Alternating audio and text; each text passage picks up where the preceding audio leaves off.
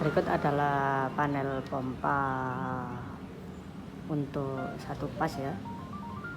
Di sini ada indikator tandon penuh, jadi kalau tandonnya penuh dia nyala. Terus indikator running, ketika pompanya nyala indikator ini akan menyala saat dalam pengisian. Terus ini indikator overload, ketika dinamo atau pompanya overload atau beban berlebih dia akan menyala.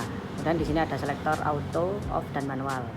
Jadi saat diselek sebelah kiri dia auto, posisi auto, jadi nyala otomatis, mengisi sendiri, mati sendiri. Saat posisi tengah ini off, saat posisi ke selektor ke kanan dia manual, sehingga langsung nyala. Untuk mematikannya pas posisi manual juga harus di off seperti ini. Dan kemudian ini coba saya nyalakan. Untuk yang pertama muncul adalah indikator overload. Saat indikator overload nyala, kita harus mengecek pompa dulu apakah ada kemacetan atau pompa terbakar. Dicek dulu, kemudian jika dirasa aman, kita tekan tombol reset ini warna biru. Reset. Kemudian indikator overload nyala, ini sudah bisa nyala auto maupun manual. Nah, ini ketika pompa nyala nanti akan nyala warna kuning sebagai indikator running. Kemudian kita coba posisi auto. Ini sudah terpasang ya untuk sensornya. Ini sensor untuk paling atas itu E1, sensor untuk tandon tengah E2, sensor untuk tandon paling bawah ke E3. Jadi ini untuk bagian atas, bagian tengah, bagian bawah, itu aja.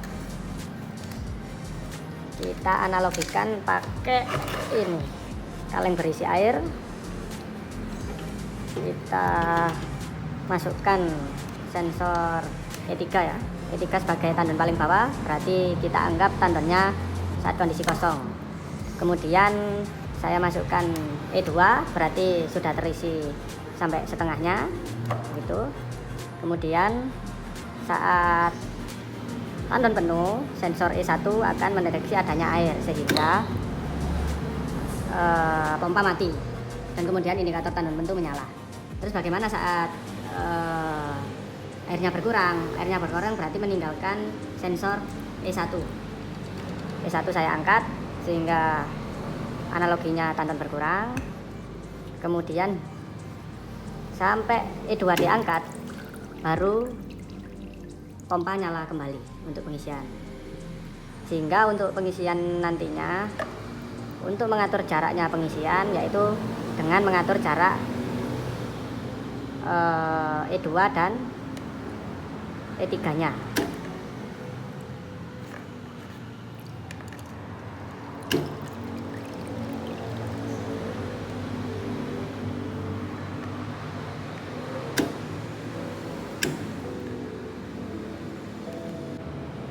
Seperti ini ya analoginya, misalnya itu yang atas E1 dan yang bawah E2.